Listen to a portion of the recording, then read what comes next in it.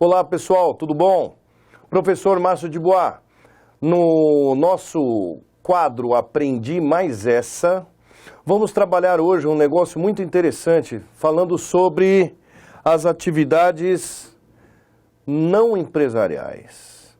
O que seriam atividades não empresariais? Então, olha lá, atividades que são promovidas, portanto, por sociedades simples, que seriam... Tratam-se de pessoas jurídicas que desenvolvem atividades normalmente ligadas à prestação de serviços de natureza social, filantrópica, beneficente e comunitária assistencial.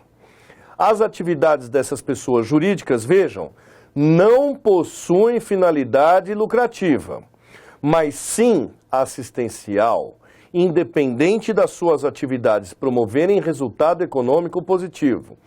Professor, por que o senhor está falando isso? Para exatamente não confundir com atividades empresariais.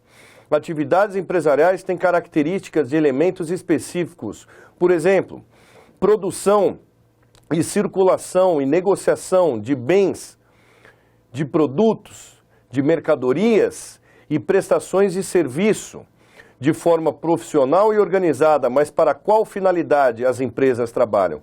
Para finalidade lucrativa.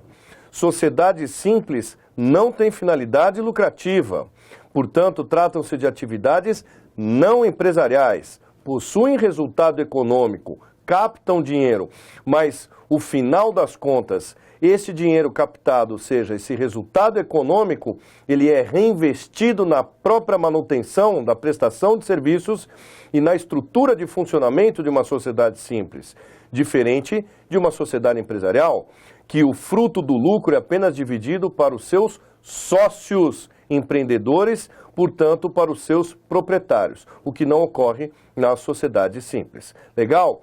Sociedade simples está fundamentada, para você não esquecer, na forma dos artigos 982, cumulado com os artigos 997 ao 1038, todos do Código Civil. Então, nesse sentido, nós temos atividades não empresariais. Veja, ao exemplo dessas sociedades simples, como sociedades de atividades não empresariais, olha os exemplos lá. Então nós temos as fundações. Exemplo, Fundação Ayrton Senna, Fundação Roberto Marinho. Temos as associações, a ACD, olha lá, Associação dos Amigos da Criança Deficiente.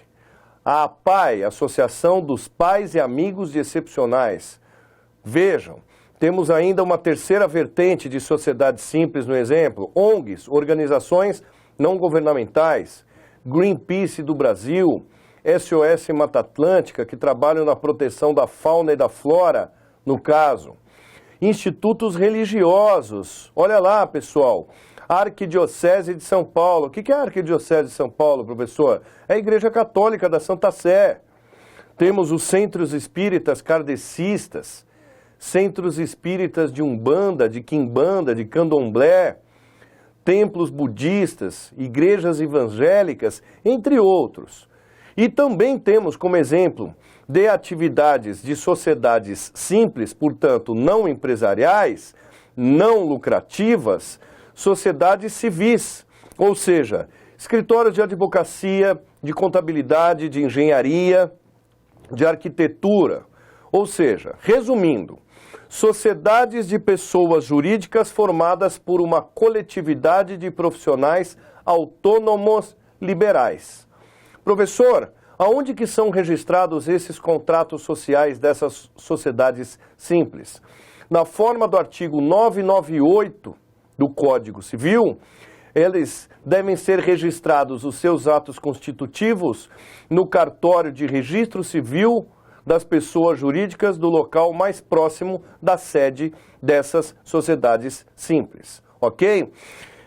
Nesse sentido, então, cumpre observar que as atividades desenvolvidas por essas pessoas jurídicas, essas sociedades simples, estão exatamente em consonância e descritas pelas atividades previstas no parágrafo único do artigo 966 do Código Civil. Ou seja, resumindo, estas sociedades simples, que não possuem atividade empresarial, muito menos lucrativa, são dedicadas Normalmente, há prestações de serviço que têm, portanto, o exercício de profissões de natureza intelectual, científica, literária e artística.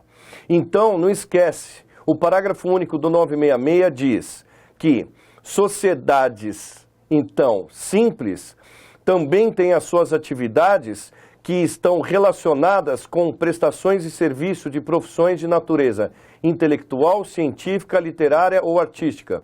Professor, volta no quadro anterior, dá uma olhadinha nos exemplos. Olha lá, fundações. Qual é a prestação de serviço delas? Assistencial, filantrópica. Muito bem. E as associações? Também prestações de serviço de natureza assistencial, filantrópica e comunitária. Instituições de proteção à saúde do cidadão, por exemplo. Nós temos aí, Hospital Metropolitano, Instituto do Coração, prestam serviços de natureza o quê? Intelectual, por médicos, filantrópica e beneficente, e assistencial comunitária, para auxiliar a comunidade na manutenção da sua saúde. Institutos religiosos, que tipo de prestação de serviço que eles têm? Assistencial, comunitária e beneficente. Eles te ensinam o exercício da fé. Te cobra alguma coisa disso? Não. Como que eles vivem? Doações. Fundações vivem de doações. Associações vivem de doações. ONGs também ou vendem produtos, mas os produtos dessas vendas são reintegrados na manutenção do exercício societário, na prestação de serviço, senão não continua a prestação de serviço destas sociedades simples. E sociedades civis estão ligadas exatamente ao exercício profissional de natureza intelectual, olha lá, advocacia, contabilidade, engenharia, científico também pelas pesquisas científicas ou acadêmicas que são aplicadas também na elaboração desses serviços de natureza intelectual das sociedades, portanto, simples, como escritórios de advocacia, de engenharia, de arquitetura, de contabilidade. Então, são reuniões, são, portanto, sociedades que têm aí a formação de coletividade de profissionais autônomo-liberais. Professor, mas assim, eu penso o seguinte, essas sociedades, por exemplo, escritório de advocacia, eles têm avidez por lucro? Não, lucro não. Não é empresa, não tem sociedade, aí no caso empresarial, é sociedade intelectual, por formação de um grupo de sócios que, portanto, são profissionais autônomo-liberais. Para você poder ter um resultado econômico positivo, primeiro, presta-se o serviço, depois, logicamente, reinveste-se isso para, aí no caso, a manutenção da sociedade simples, eventualmente o que sobrar para manter, logicamente, o pagamento daqueles que gerenciam e administram a sociedade simples, serão rateados a título de prolabore. Ok? Agora você entendeu. Vamos lá. Ainda em especial falando sobre atividades não empresariais, no exemplo ainda de sociedades simples, nós temos as sociedades cooperativas. Trata-se de sociedades simples especiais, ou seja, com características específicas, em razão exatamente do que? Da sua atividade ter uma finalidade de prestação de serviço técnico profissionais. Portanto, ela é constituída por um instrumento denominado Estatuto Social. E esse Estatuto Social conta exatamente com a participação de todos os cooperados para a formação da sua estrutura societária, desde a formação da sua diretoria, presidente, vice-presidente, diretores, que mais? A sua, portanto, gestão administrativa, onde será a sua sede, qual será o tipo de prestação de serviço, qual o público que pretende atingir e, lógico, dentro desse estatuto social, os seus elementos característicos, estruturais e funcionais. Mas, importante frisar que, por que o estatuto social conta com a participação de todos os cooperados? Porque, de uma forma sintética, é importante informar que os cooperados que participam desta cooperativa, eles têm dupla função, a saber, então vamos lá, eles serão, por exemplo, numa linguagem bem coloquial, numa linguagem bem prática, patrões e empregados ao mesmo tempo, no exercício das suas atividades profissionais. Exatamente em qual condição? Na condição de cooperados. Exemplo, professor, Coopertaxi, Cooperativa Agrícola de Cotia, CAC, né? Coopertrans, cooperativas de, no caso, motoristas de ônibus. Legal, professor, clareou a minha ideia. Ok, então, continua. Qual é a fundamentação jurídica aplicada, em especial, para estas cooperativas, como sociedades simples, remontando como atividades não empresariais? Inicialmente, as cooperativas, em razão da sua estrutura jurídica especial, elas têm origem na Lei Federal número 5764 de 1971. Essa Lei Federal 5764/71 é conhecida no mercado como Lei das Cooperativas.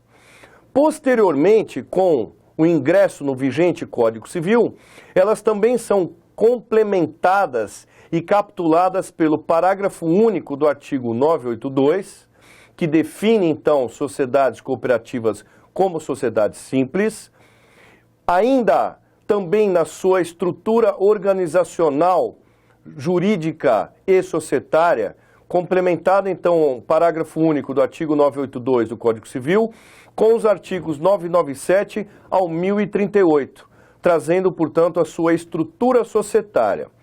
E, finalmente, também são complementadas especificamente para sociedades simples cooperativadas, portanto, para cooperativas, os artigos 1093 ao 1096, todos do atual Código Civil. Legal?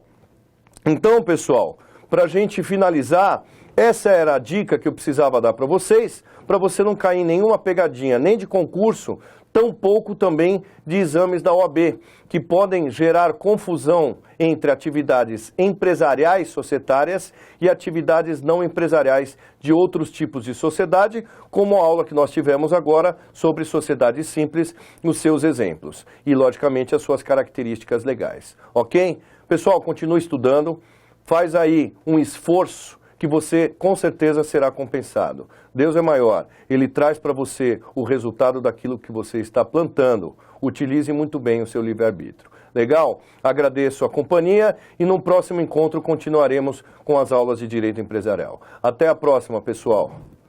Tchau.